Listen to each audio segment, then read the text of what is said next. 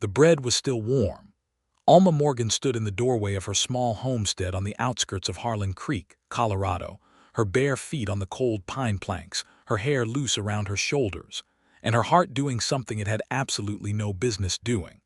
The loaf sat on her step wrapped in clean cheesecloth, gold-encrusted and fragrant, smelling of yeast and rosemary, and something so achingly domestic that her throat closed up without warning.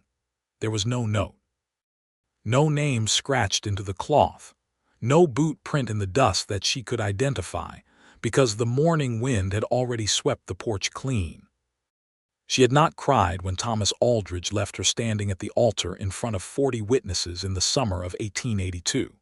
She had not cried when her father sold the family land to settle a gambling debt and left her with nothing but a mule and a cooking pot. She had not cried when the bank in Denver wrote to inform her that the account she had been faithfully depositing into for 3 years under her own name could not be legally held by an unmarried woman without a male consignor. She had done the crying long before any of those moments, in the private dark of her own chest, in a place she had eventually bricked over so completely that she half believed she had turned to stone inside. She was 28 years old. She had built this life in Harlan Creek with her own hands. She baked goods and sold them from a rough-hewn cart on Main Street 4 days a week. She kept a kitchen garden and 3 laying hens and a goat named Harriet, who she privately suspected was the most reliable creature she had ever known. She paid her rent on time. She kept her own counsel. She had, as her neighbor Mrs. Pettigrew once observed with a mixture of admiration and pity, closed herself up tighter than a sealed jar. And now someone had left her bread, someone who knew how to bake. Someone who understood that a woman who sold bread for a living would notice the craft in the crumb, the care in the crust. Someone who had stood on her porch in the pre-dawn dark and left something beautiful without demanding credit for it. She carried it inside and set it on her kitchen table and stood staring at it for a long time. Then she sat down, and because no one was watching and because she could not entirely explain it, she pressed her hand flat against the warm top of the loaf and let out a breath that had been living somewhere behind her ribs for a very long time. She had written off men entirely. She needed to remember that. She needed to remember that very badly, because something in her chest had just cracked open like spring ice on a river, and she was not entirely sure she was ready for whatever was about to come rushing through. The town of Harlan Creek, Colorado, had been established in 1874 along a thin, silver-fed creek that had since dried to a muddy ribbon, leaving behind a population of roughly 300 souls who had stayed for the land after the silver gave out. By 1884, the year Alma Morgan came to live there, it had the usual configuration of a western town working hard to convince itself it was permanent. A general store owned by a man named Horace Webb, a one-room schoolhouse, a church that doubled as a meeting hall, 2 saloons, a livery stable, a post office, a barber shop that also served as the unofficial seat of local gossip, and a doctor who was present only on the 2nd and 4th Tuesday of every month, which meant that half the population of Harlan Creek had at some point performed minor surgery on themselves. Alma had come from Denver, following a respectable distance behind her humiliation. She had needed somewhere far enough from the city that people would not know her face, but close enough to civilization that she could build a business. She had arrived with $42, her cooking equipment, and a stubbornness that the years had calcified into something resembling dignity.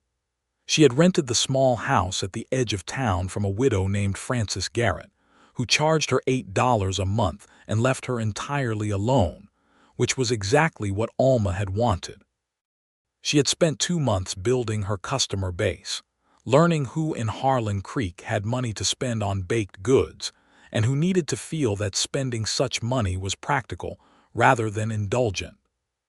She baked loaves of white bread and dark rye. She baked apple pies when she could get the fruit and vinegar pies when she could not. She baked sweet rolls on Saturdays and sold out before 8 in the morning. She was, by any reasonable measure, making a life. She did not think about Thomas Aldridge, or she thought about him only in the particular way one thinks about a scar, which is to say with a kind of dull clinical acknowledgement that it exists and a firm refusal to press on it. What she thought about, on the days when her mind wandered, was the specific texture of solitude, how it had a weight to it, like a well-made quilt, how it was different from loneliness, which was hunger, while solitude was simply the state of eating alone, and she had learned to cook for one and find it sufficient. How she had built a kind of architecture around herself, invisible but load-bearing, and how she trusted it completely because she had built it herself. Which was why the bread was such a problem, because it was from someone who understood baking, and because it had been left without a name. Charles Trask had been in Harlan Creek for 11 months, and in that time he had distinguished himself primarily by being quiet. This was not, in the West of 1885, as unusual as it might seem. Men arrived in Western towns carrying their histories folded into their coat pockets like letters they had no intention of sending, and the unspoken social contract of frontier life was that you did not ask. You watched a man's hands to see how he worked. You watched his eyes in the saloon to see how he drank. You left the rest alone. What people knew about Charles Trask: he was 32, dark-haired, broad-shouldered in the way of a man who had done physical labor since boyhood. He had purchased the old Hennessy farm on the north edge of town and spent 6 months making it work again, a task that involved him in a near-continuous war with the land that he appeared to be winning through sheer patient persistence. He kept 2 horses and a substantial kitchen garden. He occasionally helped the livery owner, a good-natured man named Dex Hollies, when Dex was overwhelmed with work. He attended church perhaps once a month, sat in the back, and left before anyone could corner him in conversation. He bought his supplies from Horace Webb's store, always paid cash, and exchanged the minimum number of words necessary to complete a transaction. He was not unfriendly. He was not the kind of closed-off that reads as threatening. He was the kind of closed-off that reads as private, as someone who has learned that silence costs nothing and talk costs plenty, and has made his peace with the accounting. He had first seen Alma Morgan 6 months ago, on a Thursday morning in late November, when she had been selling bread from her cart on Main Street, and he had walked past on his way to the general store. She had been arguing cheerfully with old Pete Acaffer, a freedman who had come west in 1870 and now ran a small ranch south of town, about the relative merits of cornbread versus white bread, and she had been laughing, and the sound of it had stopped Charles Trask 3 feet past her cart, and he had stood there like a man who had walked headlong into a wall that he had not known was there. He had not spoken to her. He had kept walking. He had purchased his nails and his flour and his lamp oil, and he had ridden home on his big bay horse, and he had thought about absolutely nothing in particular for the rest of the day, which was what Charles Trask did when something got inside him that he was not prepared to examine. But he had watched her, in the careful, unobtrusive way of a man who has spent years watching things without being watched himself. He had learned her schedule. He had noticed what she baked on which days. He had observed that she walked home from her cart every afternoon carrying the empty trays, and that she was always alone, and that there was a quality to her solitude that reminded him, painfully and precisely, of his own. He had also, over the course of those 6 months, developed an extremely inconvenient case of admiration for the way she baked bread. He was himself a baker of no small skill, a fact that most people in Harlan Creek would have been astonished to learn. He had learned from his mother, who had been a formidable woman with strong opinions about fermentation times and oven temperatures, and he had kept the skill the way men keep things they value, but do not advertise, quietly and entirely for his own use. He baked for himself on winter evenings when the farm was still and the loneliness had edges. He baked because it was one of the few activities that fully occupied his hands and his mind simultaneously and left no room for the darker geography of his thoughts. He had noticed, over the months of watching Alma Morgan's bread, that she was good. Genuinely, technically, intuitively good. Her crumb structure was open, and even in a way that spoke of proper fermentation. Her crusts had color and sound. Whatever she was doing with her starter was working in a way that most people in this territory would not even have thought to attempt. He had felt, watching her work, the specific appreciation of a craftsman watching another craftsman, which had made the admiration more complex and more difficult to dismiss. The idea of leaving her a loaf had come to him 3 weeks before he actually did it, on a cold February night when he was baking his own bread and thinking, as he sometimes did, about the quality of her loneliness and his own, and how they seemed to match in a way he could not articulate and was afraid to examine. He told himself it was nothing, a gesture between bakers, an anonymous kindness. No name meant no obligation, no expectation, no chance for rejection to enter the picture. He had risen before 4 in the morning, which was nothing unusual for a farmer, had wrapped the loaf in his cleanest cheesecloth, had ridden the dark road from his farm to the edge of town, and had walked quietly up to her porch and set the loaf on the step. He had stood there for a moment, in the dark, listening to the silence of the sleeping town, smelling the cold air and the rosemary he had pressed into the crust. Then he had walked back to his horse and ridden home and told himself firmly that the matter was concluded. It was not concluded. By the following Thursday, the whole town of Harlan Creek was discussing Alma Morgan's mysterious bread, because Alma had made the mistake of mentioning it to Dora Whitfield, who ran the town's one millinery shop and had the informational reach of a telegraph wire. By noon of that Thursday, at least a dozen people had admitted to being in the vicinity of Alma's house in the early morning, and absolutely none of them had left any bread, and the question of who had done it had become the most interesting conversational topic in Harlan Creek since the time Sheriff Beaumont had accidentally married 2 different women in 2 different towns before anyone connected the names. Alma found this attention somewhere between flattering and infuriating. She had not wanted anyone to know about the bread. She had mentioned it to Dora only because she had been momentarily caught off guard by the warmth it had ignited in her, and had let something slip that she immediately regretted. Now she had men tipping their hats at her on Main Street with expressions that she read as entirely too interested, and she had Mrs. Pettigrew suggesting that perhaps her long period of solitude was coming to a natural end. And she had the barber, Jim Sackett, actually going so far as to say that he himself was considering learning to bake if that was what it took. She shut that down with a look that could have etched glass, but the bread came again. 2 weeks after the first loaf, she found another one on her step. Same cheesecloth, different herbs.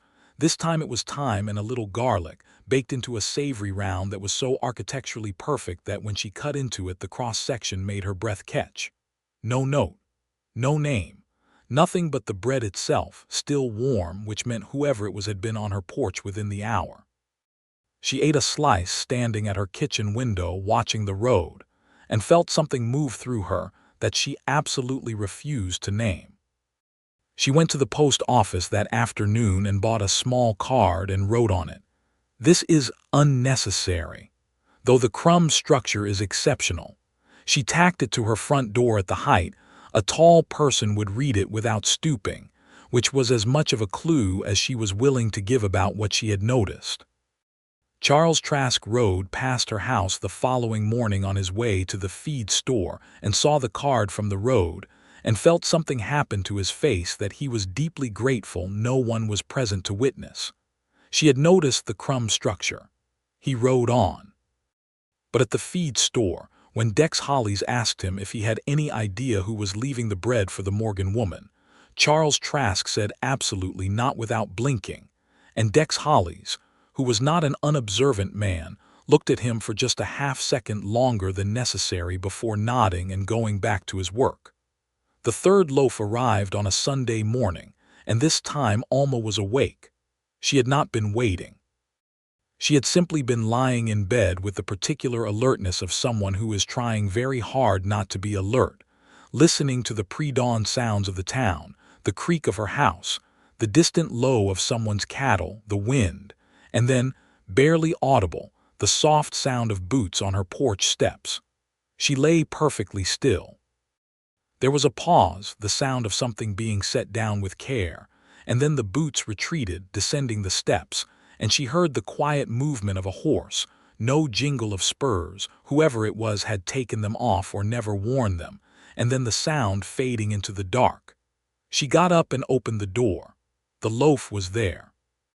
This time wrapped in cheesecloth with a small sprig of dried lavender tucked into the knot. The first gray light was coming over the ridge east of town, and the air smelled of cold earth and horses and the bread, and she stood in the doorway with her feet going cold and her heart doing that impossible cracking open thing again, and she looked down the road in the direction the horse had gone. She could just see, at the far end of the road where it curved north toward the Hennessy farm, the dark shape of a rider. She did not know who lived on the Hennessy farm. She had never had occasion to notice the Hennessy farm. But she looked at that retreating shape in the early gray light and felt something very old and very careful in her begin, against its own better judgment, to lean. That afternoon she asked Dora Whitfield who owned the Hennessy place now. Dora's eyes lit up like a lantern being turned to full.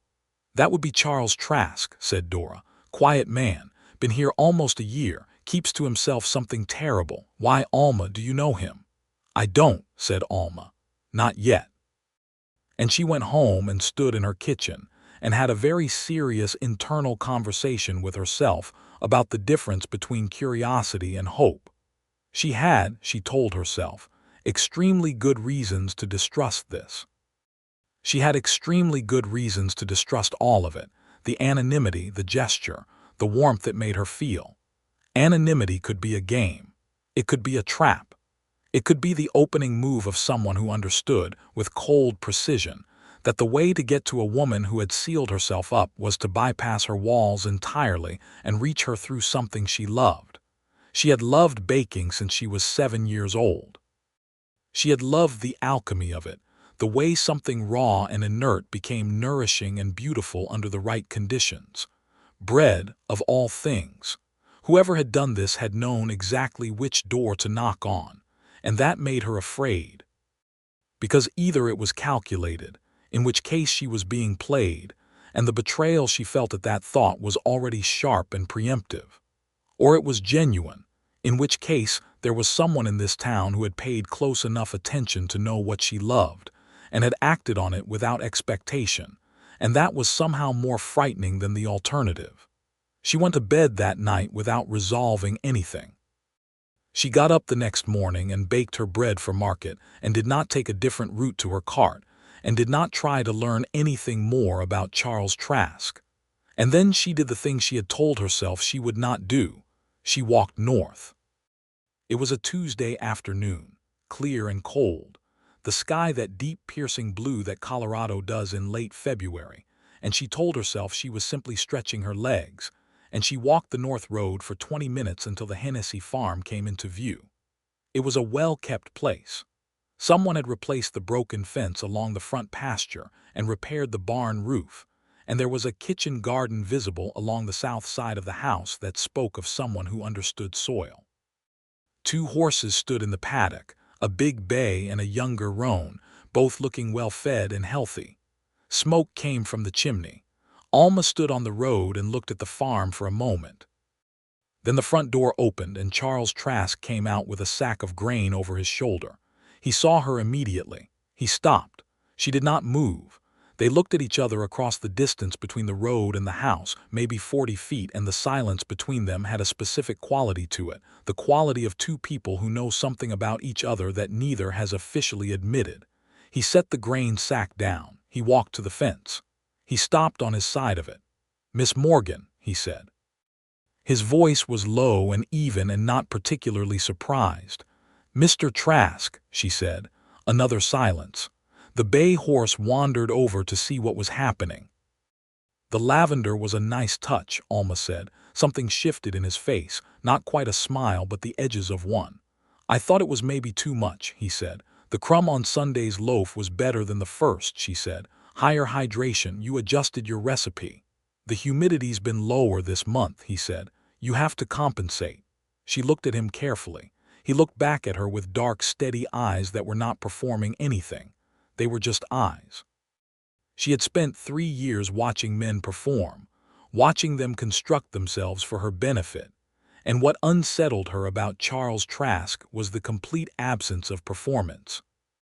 He stood at his fence in his work clothes with grain dust on his sleeve, and he looked at her like someone who had nothing in particular to prove. "Why anonymous?" she said. He took a moment before answering. "Because I didn't want you to feel obligated," he said, "to thank me or to feel like you owed anything or to deal with me at all if you didn't want to. It was supposed to be just the bread. But you knew I'd figure it out." "I thought you might," he said. "You're observant. Was it a trap?" She said it flatly, watching his face. Something came into his expression that was not offense but was adjacent to it. Not hot but real. "No," he said. "It was bread." She looked at him for another long moment. The bay horse pushed its nose toward her over the fence rail, and she put her hand up without looking and let it sniff her fingers. "My name is Alma," she said. "I know," he said. "I'm Charles." "I know," she said. Another silence, but a different one. The first silence had been tension. This one was something else. "I'll be at my cart Thursday morning," she said. "I usually have a small loaf of dark rye that doesn't sell because people around here have no taste." "I have some taste," he said. "I'll save it," she said. She turned and walked back down the road toward town with her spine very straight and her hands clasped in front of her. And she did not allow herself to feel anything dramatic until she was around the bend and out of his sight. And then she felt something dramatic, which was a warmth that started in her chest and moved outward, and which she identified with great clarity and considerable alarm as happiness. She was in serious trouble. On Thursday morning, Charles Trask came to her cart. He came at 7:30 when the morning rush was at its peak, and he waited at the back of the small crowd of customers with a patience that she noticed specifically because it was genuine patience and not performance.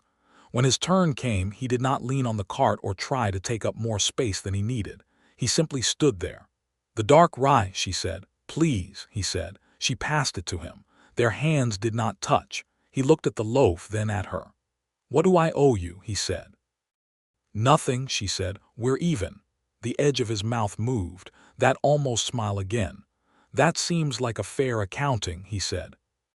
He paid her anyway, leaving the coins on the cart edge before she could protest, and walked away down Main Street, and she watched him go with a feeling she had been trying to describe to herself all week, and had finally landed on the word tethered. She felt tethered to him, which was absurd because she did not know him. But there it was. 3 days later, on a Saturday evening, there was a knock at her door. She opened it to find Charles Trask standing on her porch with his hat in his hands, which told her something about his upbringing immediately, because men who had been raised right took their hats off at a woman's door, and it was the kind of detail she had learned to notice. "I apologize for calling without notice," he said. "I can come back another time if this is inconvenient." She leaned against the doorframe. "What did you want, Mr. Trask?" "To ask if you'd like to take a walk," he said. "There's a view of the ridge from the north side of town that's worth seeing this time of evening." She looked at him for a moment. The evening light was warm on his face, and he looked, she thought, like a man who was managing his own hope very carefully, not hiding it exactly but holding it at a controlled distance from his expression. "Give me a minute to get my coat," she said. They walked the north road in the long copper light of a February evening, and they talked. Not about big things at first. They talked about baking, about technique, about the specific challenges of maintaining a sourdough starter through a dry winter. They talked about the land around Harlan Creek, about what grew well and what didn't. He knew his soil with the intimacy of someone who had spent a year in close argument with it, and she found that she liked listening to him talk about the farm, because he talked about it the way she talked about her bread, with care and without boasting. "You've been here a year," she said. "Before that," a brief hesitation. "Kansas," he said. "Before that, Missouri." "Moving west," she said. "Gradually," he said. She let that lie where it was. She knew something about the kind of moving that is also running, and she did not press. "I came from Denver," she offered. Before that, Abilene, where I grew up. What brought you to Harlan Creek specifically? Distance, she said simply. He nodded like he understood that completely, which she suspected he did. They reached the north edge of town where the road rose slightly and the ridge was visible in the last of the light, all purple shadow and remaining snow on the high peaks, and they stood there in the cold air and looked at it. It's better when the snow's catching the last light, he said. There's about 20 minutes when it turns pink. You come here often, she asked. Sometimes, he said, when the farm's quiet and I need to remember the place is worth being in. She understood that too. She had her own version of it, the view from her kitchen window at dawn, the first light on the hills, the reason she had chosen this particular house. They walked back as the dark came down, and at her door he put his hat back on and said goodnight and walked back up the road toward his farm. And she watched him go and thought about hidden motives and dark pasts, and all the reasons she had closed herself up, and found, to her considerable alarm, that not one of them felt strong enough to outweigh the fact that she wanted to see him again. Over the following weeks, they fell into a rhythm that was careful and unhurried and somehow more intimate for being so. He came to her cart every Thursday morning. She saved him things she thought he would appreciate, the technical achievements, the things she was proudest of, and he received them with the specific appreciation of someone who knew what he was looking at. They talked at the cart while other customers came and went, and the conversations had a quality of continuity, each one picking up a thread from the last. On Saturday evenings, he knocked on her door and they walked. They explored the creek bed and the south pastures and the old mining tract that ran into the hills. They argued good-naturedly about bread recipes. He told her about growing up in Missouri with a mother who ran her household like a benevolent general and a father who had been, by Charles's careful accounting, a difficult man in specific ways that Charles declined to detail fully, but that Alma could read the outline of. She told him about Abilene, about her father's gambling, about the way poverty had arrived in her childhood like a slow tide and reclaimed things one by one. She did not yet tell him about Thomas Aldridge. That particular scar she was not ready to press on. He did not push. He listened with complete attention, which she had decided was his most remarkable quality, the way he listened as if what she said mattered beyond its use to him. In March, there was a barn dance at the Whitfield property, which was a social event serious enough that even Charles Trask appeared to feel the pull of it. He found her at her cart on the Thursday before and said, with a formality that she found endearing, "I wonder if you'd be willing to attend the Whitfield dance with me Saturday." Alma looked at him. "As your escort," she said. "As my company," he said. "If you'd like to be," she said yes. The dance was held in the Whitfield's big barn, which had been swept and hung with lanterns, and the fiddle players were two of the Garza brothers from the ranch east of town who were very good, and the whole of Harlan Creek seemed to be there, scrubbed and dressed and inclined toward happiness. When Alma arrived on Charles Trask's arm, the informational network of Harlan Creek registered it within approximately 4 minutes. She could feel the attention the way you feel a change in temperature, not unpleasant, but undeniable. Dora Whitfield caught her eye from across the room and gave her a look of such profound satisfaction that Alma had to look away before she laughed. Charles danced with her twice, which was the precise number that meant something without being scandalous. He was not a showy dancer. He was steady and attentive, and he held her with a care that was different from constraint, the way he made space for her to move rather than directing her, and she thought that this was probably how he did everything, and that this was the most dangerous thing about him. They stood together at the edge of the floor afterward drinking the sweet cider Mrs. Webb had brought, and Charles said, low enough that only she could hear, "Are you all right with the attention?" "I'm managing," she said. "Are you?" "I find I don't mind it," he said, "which surprises me." She looked at him sideways. "You're a private man."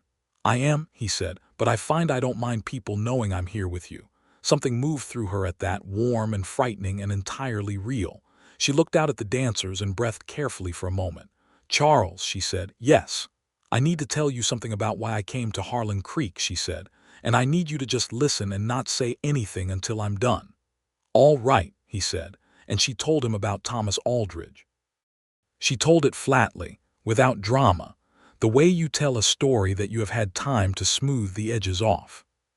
She told him about the courtship, the engagement, the church full of people, and Thomas Aldridge simply not appearing, and the letter that arrived 2 days later from a town in New Mexico territory informing her that he had reconsidered and married another woman, and was sorry for any inconvenience. She told him about the specific kind of humiliation that comes when a man treats your life as a minor inconvenience he had to work around.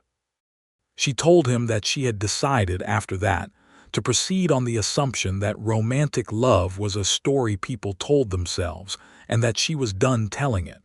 When she finished, Charles was quiet for a moment. "That's a serious thing to have done to someone," he said finally. "Yes," she said. "And I am not Thomas Aldridge," he said, not angrily, just as a fact. "I know that," she said. "I need you to know that I know it, and I also need you to know that knowing it and feeling it are two different things that I'm working to reconcile." He looked at her, and what she saw in his face was not impatience or wounded pride. It was something careful and honest and grounded. "Then we'll go slow," he said. "I'm good at slow. I've been working that farm for a year. I understand that you don't rush the things worth building."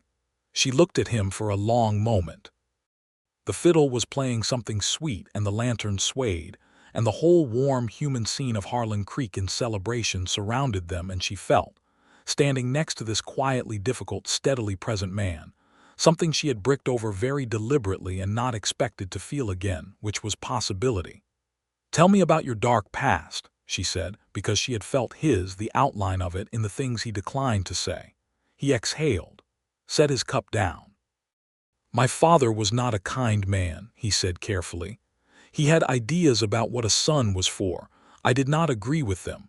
I left Missouri at 19 and I have not been back." He paused. "In Kansas I was engaged for a time to a woman named Caroline.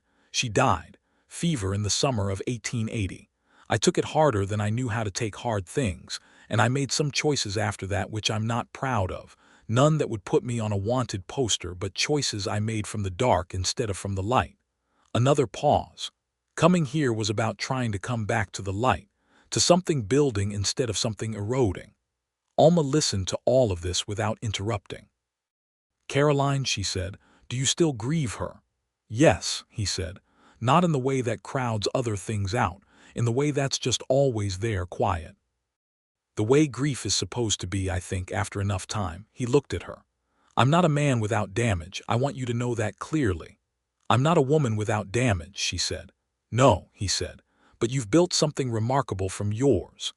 They stood together in the warm lamplight, two damaged and careful people, and the night moved around them, and Alma thought about traps and hidden motives and all the things she had taught herself to watch for, and found none of them in Charles Trask.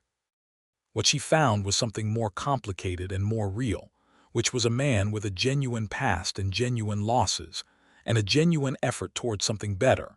And she thought that this, perhaps, was the only kind of man worth trusting, not the man without a past, but the man who has reckoned honestly with his. Spring came to Harlan Creek in a rush that year, the cold breaking suddenly in late March, the creek filling up with snowmelt, the whole world going green and pale blue and urgent with life. Alma's kitchen garden went in, and Charles helped her turn the soil on the 2 hard afternoons it required, working beside her with the easy physical competence she had come to associate with him specifically. He did not take over. He worked alongside her, following her lead on the layout, asking about her preferences, and she thought that this too was characteristic, the way he paid attention to where authority was and did not try to claim it where it wasn't his.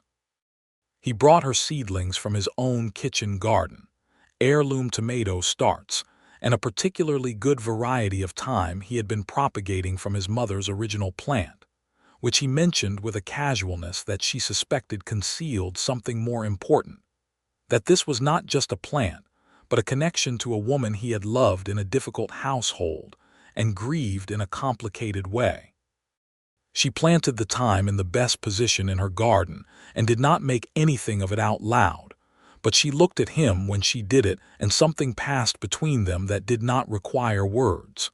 In April, they started baking together on Sunday afternoons. It had begun practically enough.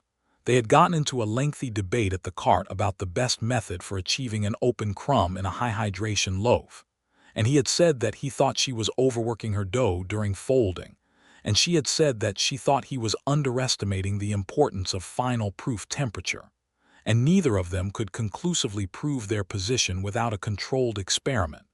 So they had agreed to bake together and settle it empirically. The first Sunday in her kitchen was remarkable to Alma primarily because of how unremarkable it felt. He arrived at 2 in the afternoon with his starter, which he kept in a small crock wrapped in cloth, and she had hers ready, and they worked at her kitchen table in what she could only describe as a profound and comfortable parallel. They did not perform for each other. They did not try to impress. They worked with the focused ease of two people who have found their native language and discovered it is the same. She was right about the final proof temperature. He was right about the folding. They admitted this to each other simultaneously, which made them both laugh, and the laughter in her kitchen on a Sunday afternoon was the best sound Alma had heard in several years. He stayed for supper, which she made from what she had, beans and cornbread and dried apple, and they ate at her kitchen table while the light went from gold to gray outside and talked about everything and nothing. And at some point she looked across the table at him and felt something so clear and complete that it frightened her into silence for a moment. He noticed. "What is it?" he said. "Nothing," she said. And then, because she had decided some time ago that she was done with dishonesty, she said, "I'm afraid." "Of what specifically?" he said with that careful steadiness. "Of this," she said, "of how good this is. I know what it feels like when something is too good to be real, and I know that feeling can be wrong, but I have a dark past with trusting my own judgment about men, and I am currently very aware of all the ways this could be a trap I'm walking into voluntarily." He looked at her across the table with those dark, steady eyes. "What would it take to feel safe?" he said. "Not permanently, not forever, just today. What would it take today?" She thought about it seriously. "Just you being exactly who you are," she said. "Because who you are is enough. It's more than enough. It's the problem." He looked at her for a moment with something that was not quite a smile and not quite grief, and was somehow both. "I can do that," he said quietly. "Being who I am is about the only thing I've gotten reliably right." She reached across the table and put her hand over his. He turned his hand over and held hers. They stayed like that for a while in the gray evening light of her kitchen, and Alma felt the last of the architecture she had built around herself begin to come down, not all at once, but one careful stone at a time, and found that she could breathe better without it. There was a man in Harlan Creek named Dale Forsyth who ran one of the town's saloons, and who had, over the previous year, developed a business arrangement with a land speculator from Denver named Holt Corrigan. The arrangement involved certain pieces of property on the north edge of town that were, by 1885, newly attractive because of a proposed railway spur that would pass through the region if the routing went the way Corrigan had information to suggest it would. Specifically, the Hennessy Farm, under its new ownership of Charles Trask, sat directly on the projected route. Alma learned about this from Pete Acaffer on a Wednesday morning in early May, when Pete came to her cart with a face that was less cheerful than his usual. "I'm telling you because I think someone ought to," Pete said carefully, "and because you and Trask have been seen together enough that I think you'd want to know." He told her what he knew, that Forsyth had been talking to people about acquiring the North properties through a combination of pressure and legal sleight of hand, that a man named Corrigan had been in Harlan Creek twice in the past month and had not stayed at the hotel on either visit, and that the previous owner of a small ranch east of the Trask farm had signed his property away under circumstances that Pete described as not entirely voluntary. Alma stood behind her cart and listened to this, and felt something cold move through her. Not fear for herself, she was surprised to find, but fear for Charles, and the specific fear of watching something good get damaged by the ugliness that moved underneath the surface of this territory. "Does Charles know any of this?" she said. "I don't know," Pete said. "I thought maybe you could find out." She closed her cart early that day and walked the north road. She found Charles in the south field, mending a stretch of fence where a post had heaved in the spring thaw. He saw her coming and stood up from his work, and she could see from his face that he registered the purpose in her stride. She told him everything Pete had told her, without softening any of it. He listened with his fence tool still in his hand, and when she finished he stood in silence for a moment. She watched something move through his face that was not fear but was not comfortable, the face of a man who has been half expecting a specific kind of trouble and now sees it on the horizon. "I've had one conversation with Forsyth," he said. "About 2 months ago. He came to the farm under the guise of being neighborly. He mentioned very casually that the North properties might be worth something to the right buyer and that he happened to know such a buyer." "What did you say?" "I told him the farm wasn't for sale," Charles said. "He left friendly, too friendly." "That's a bad sign," she said. "Yes," he said. He looked at her. "You came to warn me." "Yes." "That could have waited until Saturday," he said. "No, it couldn't," she said. He looked at her for a long, quiet moment. Something shifted in his face, something resolving or opening, she could not quite name it. "Alma," he said. "Don't make it into something significant," she said quickly. "I would warn anyone I cared about." "I know," he said. "That's the significant thing." She looked away across the south field toward the ridge. The afternoon was clear and high sky, the kind of Colorado spring afternoon that feels like a gift and a promise simultaneously. "What are you going to do?" she said.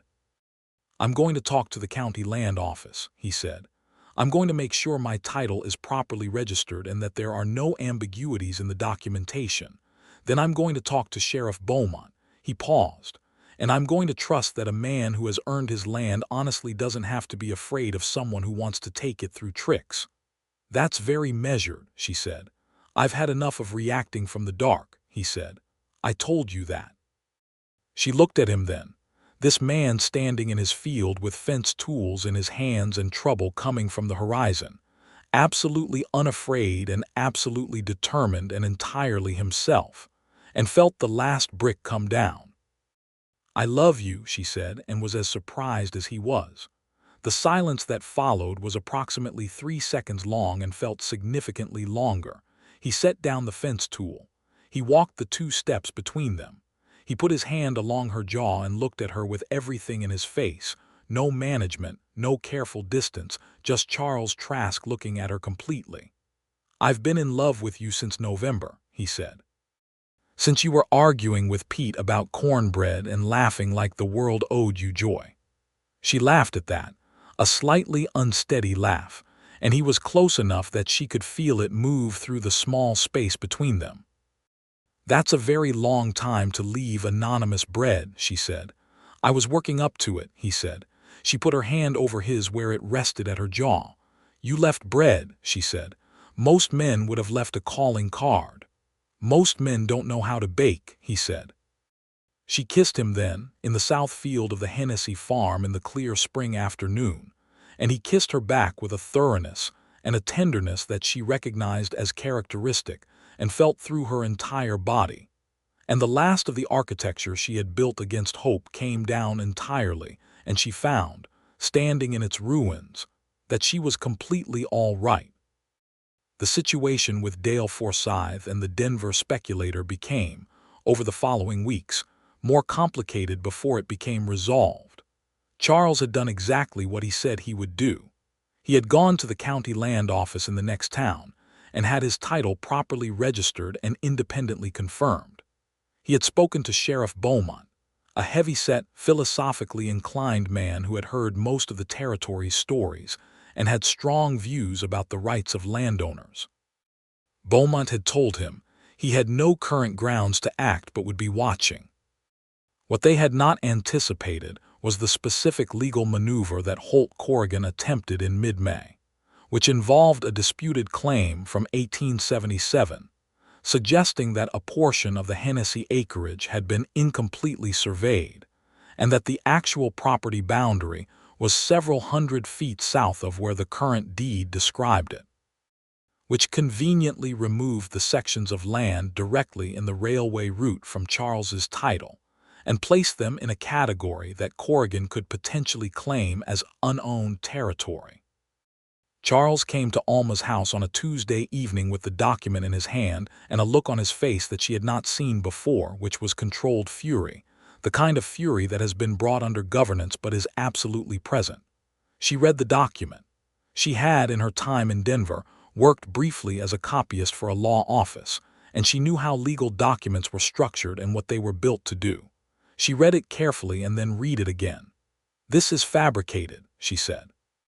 "This surveyor's name doesn't have any identification number. Official surveys registered before 1882 required a county registration number, and there isn't one." Charles looked at her. "You can tell that. I worked for a lawyer for 8 months," she said. "I read hundreds of land documents." She set the paper on the table. "This is a forgery. It's a good one, but it's a forgery." Something fierce and clear came into his expression. "Can you write down what you just told me in a form that Sheriff Beaumont could use?" "Yes," she said. "And I know the name of a lawyer in Denver who does land law if it needs to go that far." It did not have to go that far.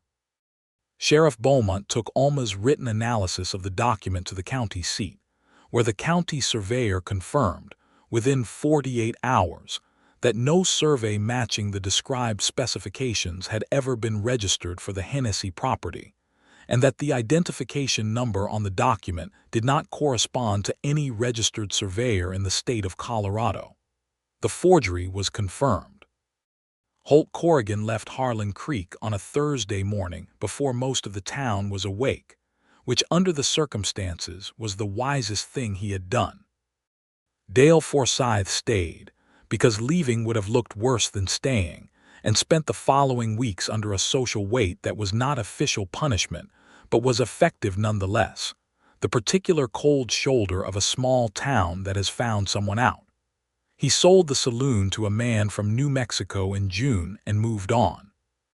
Charles stood on his north porch the morning after Corrigan left and looked out at his fields with an expression that Alma, standing beside him with her coffee cup, read as something complex. Relief, yes, but also the residue of having had something he built threatened, and the specific tenderness that comes after a close call. "You saved it," he said. "You built it," she said. "I just knew what a forged survey looked like." "That is not a small contribution," he said. "No," she conceded. "It was not."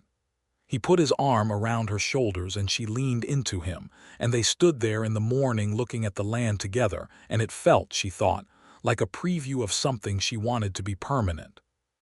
The question of permanence came up on a Sunday evening in late June, in her kitchen, after a baking session that had produced 2 excellent loaves, and an argument about whether sourdough could be improved by adding a small quantity of honey to the leaven that had gone on productively for over an hour. He had been quiet for a while after they settled the honey question conclusively in his favor, and she had been watching him from the corner of her eye and could see something forming in him, something he was deciding whether to say. "What is it?" she said. He looked up from his coffee.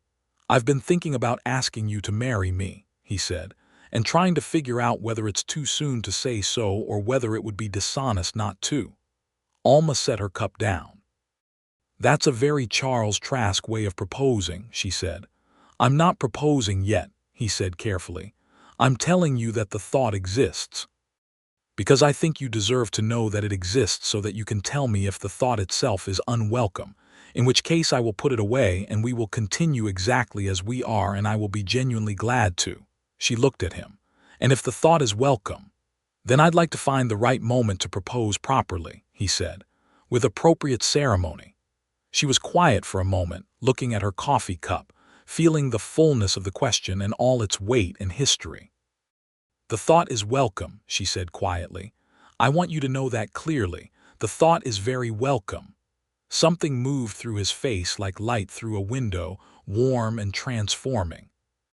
"Then I'll find the right moment," he said.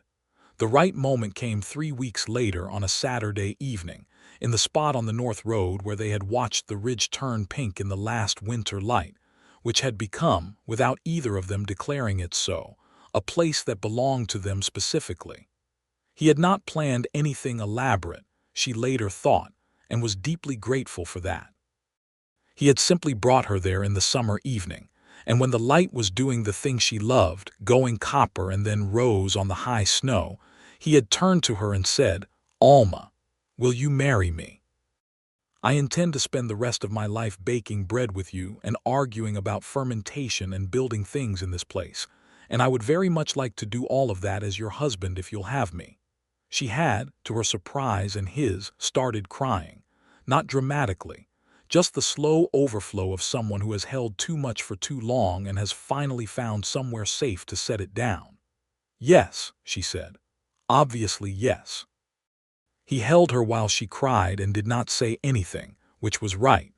And when she was done, she laughed at herself a little, and he smiled at her with a fullness that she thought she would spend a long time learning the dimensions of.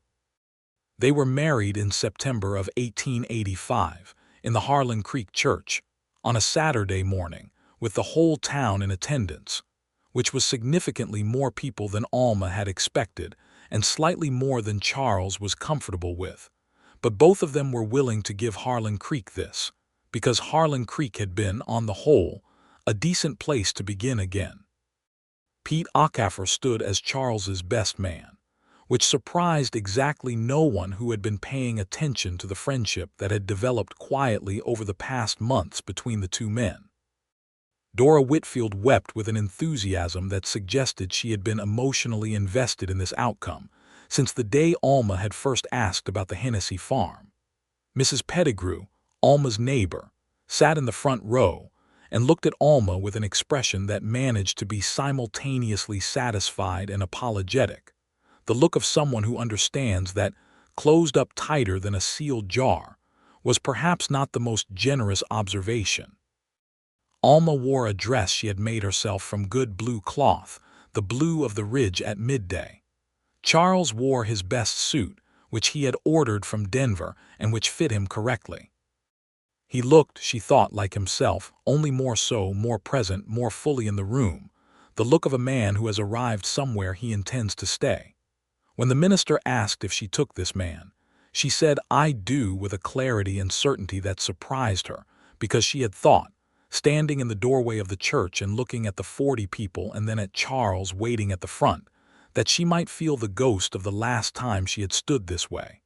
But she did not. What she felt was the absolute specific present moment, Charles Trask looking at her as she walked toward him with everything in his face, and the future open in front of them like good land, full of work and weather and possibility.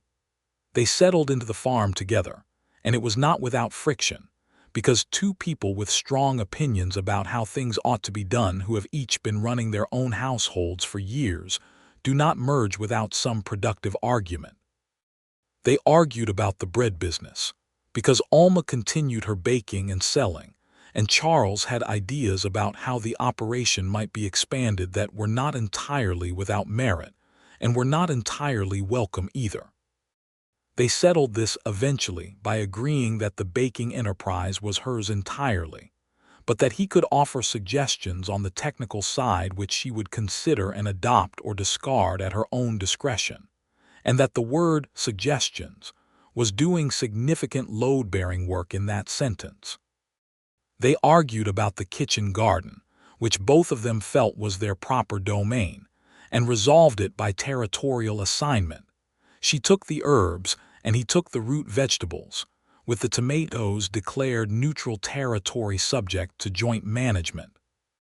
They argued, extensively and sometimes with heat, about money, because Alma had spent 3 years running her own finances and had strong feelings about maintaining that independence, and Charles had never been the kind of man who expected otherwise, but had occasional reflexive ideas about what a husband's role was that he had to consciously examine and consciously set aside. And he did examine them and set them aside, which she thought was one of the most important things about him. But the arguments, when they came, were the arguments of two people who were trying to build something together, and who both cared enough to get it right rather than simply capitulate. They were not the arguments of fear or cruelty. They were the arguments of equals, and they always, eventually, found their way through to a place that made sense. She did not stop selling bread. She expanded her operation in the spring of 1886, adding a second cart day, and hired a girl named Luz Reyes, daughter of a Mexican family who had been in the region for 2 generations, as her assistant. Luz was 17 and had a gift for pastry that Alma recognized immediately and cultivated deliberately, paying her fairly and teaching her everything she knew, which she felt was the proper use of skill, the passing of it on. Charles had the farm fully producing by the end of that first shared year, enough that they were comfortable, enough that when a bad weather month came, they were not afraid. He expanded the horse operation slowly and thoughtfully, adding 2 more animals and beginning to do some selective breeding work that attracted attention from the ranches around the territory. He was patient with the horses the way he was patient with everything, steady and attentive and unhurried, and they responded to him in the way animals respond to people who understand that patience is its own kind of language. In the winter of 1886, Alma told him she was expecting a child. She told him in the kitchen on a Sunday morning over coffee, very matter-of-fact, because matter-of-fact was how she handled the things that made her most afraid, and he received the news with a silence that lasted exactly as long as it needed to, and then he put his cup down and crossed the kitchen and held her for a long time without saying anything. "How are you feeling about it?" he asked into her hair. "Terrified," she said, "and very, very glad." "Me too," he said, "on both counts." The pregnancy was not easy. She was ill for the first 3 months in a way that interfered significantly with her baking, which frustrated her more than the illness itself. And Charles did the baking for the cart on the days she could not, which he did without commentary and without credit, exactly as he had done the first loaves he had left on her step. And she thought about that one morning watching him load the cart and felt something deep and permanent move through her. The child arrived in August of 1887, on a hot summer night, after a labor that Dr. Graham, who was present because Alma had specifically written to arrange it a month in advance, described as efficient and determined, which she thought was an accurate characterization. The baby was a boy. They named him Thomas after no one in particular, because Thomas was a name with no complicated history for either of them, and James after Charles's mother's father, who had been, according to family story, the one good-natured member of an otherwise difficult line. Thomas James Trask was born with his father's dark hair, and from the very first days, his mother's absolute assurance about what he wanted. Charles held him in the kitchen the morning after the birth with an expression on his face that Alma watched from the bed and stored somewhere permanent, the specific expression of a man confronting for the first time a love he had not previously known the dimensions of, not afraid, not overwhelmed, just very present and very full. Life in Harlan Creek in the years that followed was what life always is in the West, which is to say it was hard in practical ways and beautiful in others, and full of the ordinary work of days that constitutes, in aggregate, a good life. There were bad harvests and good ones. There were illnesses and recoveries. There were community crises and celebrations. A bad winter in 1889 that cost 2 families on the south edge of town their cattle, and prompted a sustained effort by the whole of Harlan Creek to help them through it, an effort in which both Charles and Alma participated without discussion, because that was what you did. Pete Ocaffer's ranch south of town expanded and thrived, and the friendship between him and Charles deepened over the years into something that was simply part of the fabric of their lives. Pete married a woman named Rosa in 1887, a sharp-minded woman with strong opinions about cattle breeding, and the 4 of them, Pete and Rosa and Charles and Alma, had dinner at each other's houses on a rotating schedule that became one of the consistent pleasures of their existence. In 1890, Luz Reyes, Alma's assistant, had grown the pastry operation into something of regional renown, and Alma formalized their partnership, giving Luz a share of the business in exchange for her increased responsibilities. This was not, in 1890, the most common arrangement, a woman of Mexican heritage being given a formal stake in a business in a western town, and there were people in Harlan Creek who had opinions about it, which they expressed in the usual indirect ways. Alma's response to these expressions was a silence so pointed and complete that most people felt they had received a more effective rebuke than any words could have delivered. She was still Alma Morgan, professionally. She had kept her name on the business. Charles had been, to her initial surprise and eventual deep appreciation, completely and genuinely unbothered by this. "It's your business," he had said simply. "Why would your name not be on it?" And she had looked at him with the specific gratitude of a woman who has been told enough times that her name and her work and her independence are things to be managed around rather than simply facts, and thought for the 100th time about how thoroughly she had misjudged what was possible. Thomas was 4 when his sister was born, in the spring of 1891. They named her Clara, and she arrived with Alma's coloring and Charles's patience, and from infancy, an absolute conviction about her own opinions that made both her parents simultaneously proud and apprehensive. Thomas regarded his new sister with the concentrated suspicion of a 4-year-old who has not been consulted on major household decisions and is taking time to assess. He came around within a week, and by Clara's 2nd month, he was her most devoted protector, a dynamic that persisted essentially unchanged for the rest of their shared childhood. In the summer of 1892, Harlan Creek got its railway connection, which was not the speculative spur that Holt Corrigan had been trying to acquire land for 7 years earlier, but a different, properly authorized line that came through the valley south of town, rather than the north route. The effect on Harlan Creek was significant. The town grew, new businesses arrived. The population increased from 300 to nearly 500 within 2 years. For Alma's business, the railway meant access to supplies she had not been able to get before, and a wider market for her goods.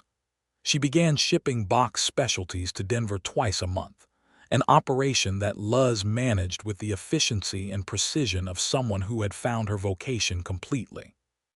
For Charles, the railway meant better prices for horses and access to bloodlines he had been unable to acquire previously, and the breeding operation expanded into something that required him to bring on a hired man, a steady-handed Cheyenne man named John Gray Elk, who had come west along a complicated path and who knew horses with the intimacy of long cultural tradition.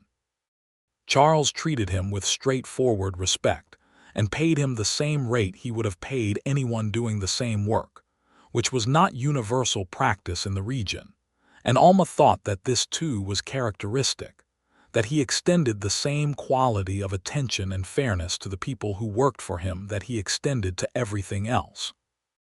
John Gray Elk stayed for 12 years and became, over those years, something between an employee and a friend, in the careful, particular way that the West allowed such relationships to form across the injustices that structured it. His presence on the farm was one of the things that Alma later thought of when she tried to account for why the Trask farm felt the way it did, which was like a place where people did actual work and were actually seen doing it.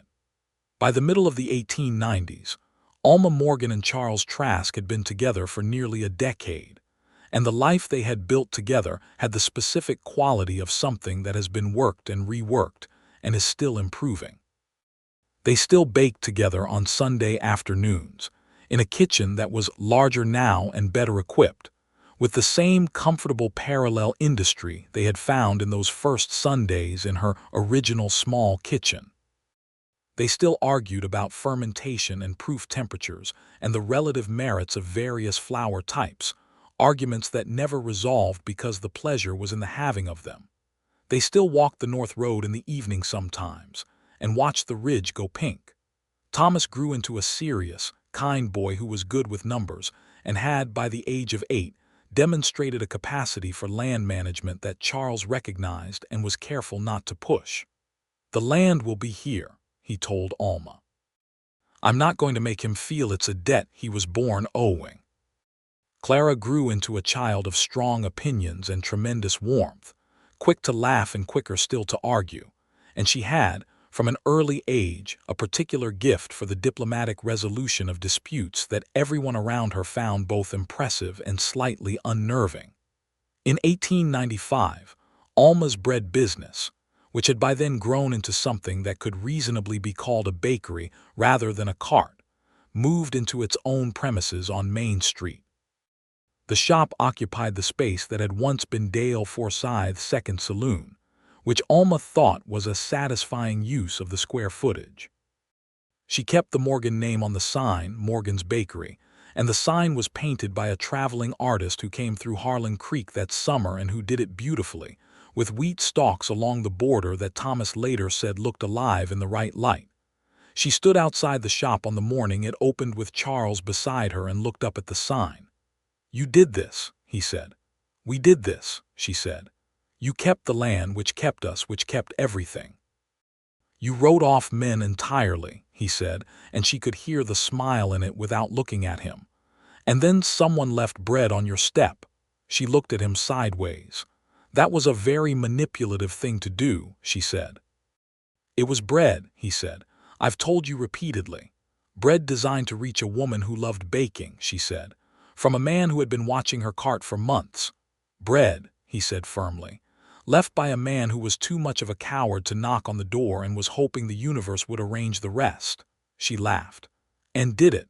He looked at her the way he had been looking at her for 10 years, completely and without performance, with all of himself present in his face. "It arranged the rest," he said. She took his hand. They stood there on Main Street in the Harlan Creek morning, with the shop sign above them and the town moving around them and the smell of bread coming from inside. And it was not the kind of moment that announced itself, not a sunset or a ceremony, just a Tuesday in October with the aspens turned gold on the ridge and the ordinary world going about its business. The best moments, she had learned, never announced themselves. They announced themselves only afterward in memory, when you understood what had been given. In the winter of 1896, the third child arrived, a boy they named William after no particular ancestor, but simply because it suited him, red-cheeked and loud and magnificently healthy, and Thomas, who was 9, received this development with thoughtful acceptance, and Clara, who was 5, received it with the proprietary enthusiasm of someone who had been preparing for a project. William was theirs within minutes of arrival, the whole family closing around him like water closing around a stone. Charles, holding his third child in the kitchen while Alma rested and the midwife tidied, and the older 2 children peered around the doorframe with wide eyes, looked at the window and the dark outside and the snow coming down past the lamplight, and felt something that he had not known the name of for most of his life, which was the sensation of being exactly where he was supposed to be. Not arrived, not finished, not done with becoming, but in the right place, doing the right work with the right people and the right woman in the next room. He thought about a cold February morning in 1885, getting up before 4, wrapping a loaf in cheesecloth, riding the dark road to the edge of town. He had told himself it was nothing, just bread. He had been lying to himself because it had been everything, the only thing he had found that felt honest enough to give to someone he had fallen for without her permission, the only gift he knew how to leave that said, "I see you clearly, and I have nothing to ask in return." And she had read it exactly correctly. She had come to his fence and challenged him and seen him and matched him and built something with him that was stronger than either of them alone. He heard her voice from the next room, low and warm, telling the children to come in quietly and meet their brother, and the sound of small feet, and then the door opening and Thomas's very serious face and Clara's radiant one, and the lamp throwing its warm circle against the snow-dark window, and the smell of the bread they had baked that afternoon still in the air. It was enough. It was more than enough. It was everything that a life, properly and honestly built, could be. Alma looked up from the pillow at Charles, standing in the doorway with the baby and her 2 older children arranged around him, and felt the full weight of what she had almost refused to allow. She had stood in a doorway in February of 1885 with a loaf of warm bread and the first impulse to feel hope again, and she had nearly bricked that impulse up along with everything else, and she had not. Some part of her, some stubborn fundamental part that had survived everything, had refused to let it go, had pressed her hand flat against the warm bread and let out the breath, had walked the North Road, had stood at the fence and spoken. She was glad she had stood at the fence. She was glad more thoroughly and more completely than she had language for. "Come here," she said to Charles, and he came, and he sat beside her on the edge of the bed with the baby between them and the children leaning in to see. And the snow came down outside, and the lamp burned low, and Harlan Creek slept under its winter dark. And Alma Morgan, who had written off men entirely, looked at the face of the man who had left bread on her step without signing his name, and found that every single wall she had ever built was down, and that she was entirely glad of it. And that standing in the open was not, as she had once believed, the most dangerous thing. Standing in the open, she had learned, with the right person beside you, was the only safe place there was. Years later, when Clara was grown and Thomas had taken on real management of the farm and William was still magnificently loud and finding his way in the world, people in Harlan Creek sometimes asked Alma Morgan how she and Charles had gotten together, because the story had the quality of a story people wanted to hear. She always told it the same way. She said that she had given up on love entirely after being burned by it, and that she had been very firm in this decision, and that one morning in February she had opened her door and found a loaf of bread on her step from someone who had not signed their name. And she would say that there are people who try to reach you through the places you've been hurt, and you are right to watch for that, to be careful and slow, and to protect what you've built. But there are also, rarely, people who see what you love and offer it to you simply, without demand or strategy, and leave you entirely free to receive it or not. And she would say that the rosemary and the crust was still the best thing she had ever tasted. And Charles, if he was in the room, would make the face that was not quite a smile, and not quite anything else, and say that he had thought the lavender was too much. And she would say it was perfect. And they would argue about it, gently and happily, in the way of people who have found the specific and irreplaceable pleasure of arguing with someone they love about something that matters to both of them and always will. The farm stood on the north edge of Harlan Creek for decades after that, the fence mended and remended, the kitchen garden thick and producing, the horses in the paddock well-bred and healthy, the smoke from the chimney visible on cold mornings from the road below. The kitchen always smelled of bread. The ridge was always beautiful at the last light. And on Sunday afternoons, from the time they first began until the time they were very old, Charles and Alma Trask stood at the same kitchen table in the same comfortable parallel and baked, and argued about fermentation, and listened to each other, and were thoroughly and permanently and gratefully home.